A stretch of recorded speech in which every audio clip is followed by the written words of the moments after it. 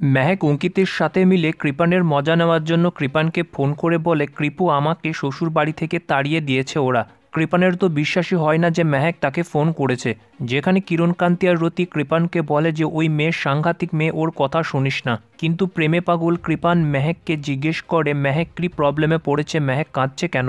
মেহেক অঙ্কিতের কোলে শুয়ে মিথ্যে করে কান্না করে বলে যে আমার বর আমাকে ছেড়ে দিয়েছে, আমার শ্বশুরমশাই আমার উপর অত্যাচার করছে, আমাকে ঘর থেকে বের করে দিয়েছে, এই বাড়িতে বিয়ে করে আমার ভুল হয়ে গেছে, তুমি আমাকে বাঁচাও। আমি ভেবেছিলাম অঙ্কিত আমাকে ভালোবাসে, কিন্তু অঙ্কিত আমাকে একটুও ভালোবাসে না। কৃপু তুমি আমাকে এখান থেকে নিয়ে যাও, আমি তোমার সাথে মিট করতে চাই। কৃপান বলে হ্যাঁ আমি অবশ্যই যাব। কৃপানের মা কৃপানকে আটকানোর চেষ্টা করলে কৃপান বলে ওদেরকে আমি ছাড়বো না, ওরা মেহেককে টর্চার করছে।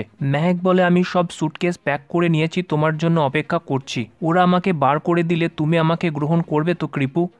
কৃপান বলে অবশ্যই করব, কেন করব না। কৃপানের মা বলে ওর ফাঁদে পা দিস না, ওরা তোকে বোকা বানাচ্ছে। কৃপান তার মায়ের কোনো কথাই শোনে না আর বলে যে মা তুমি চুপ করো, ওরা মেহেককে জ্বালাতন করছে, আমাকে যেতে হবে বলে কৃপান বাড়ি থেকে বেরিয়ে পড়ে। অন্যদিকে মেহেক ফোন রাখার পর কৃপানকে বোকা বানিয়ে নিজের হাসি আটকাতে পারে না। পদ্ম বুঝে যায় যে মেহেক নিশ্চয়ই কৃপানকে জব্দ করার জন্য নাটক শুরু করেছে। তাই পদ্ম বাড়ির মধ্যে তার স্বামী তাকে ছেড়ে চলে গেল বলে মিথ্যে করে কান্না করতে শুরু করে রতির সামনে। অন্যদিকে গিনি কাব্যাকে ফোন করে বলে যে আমার একটা সম্পর্ক ভাঙার জন্য তোমার হেল্প লাগবে, স্বস্তিক আর গীতার সম্পর্ক ভাঙতে চাই আমি।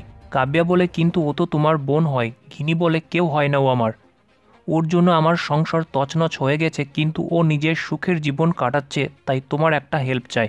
অন্যদিকে মেহেক কৃপানের সঙ্গে দেখা করে কৃপানকে বলে যে তুমি আমার নামে যে কুৎসিত কথাবার্তা রটিয়েছ সেটার জন্য তোমাকে ছোট্ট একটা গিফট দিতে চাই।